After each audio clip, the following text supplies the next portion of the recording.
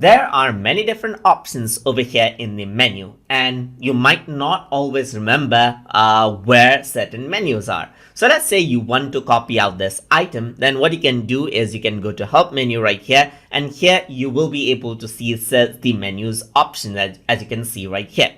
So what you can do is you can simply go around and search for the function that you want. So I'm just going to go around, type in copy right here, and here you can see make a copy is an option as you can see right here. So I'm just going to go around right here, type in copy right here, and there are different copy options. Like let's say for example, there's duplicate option over here as well.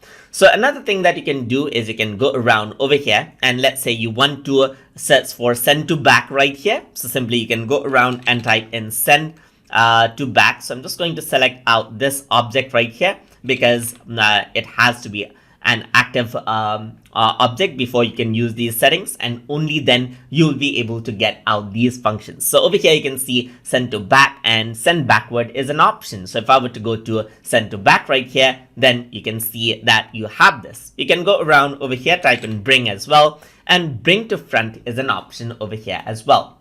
And that is how you can work around with menu search option inside of Google Drawings. So hope you guys learned something as always. And as always, please like, comment, share, and subscribe.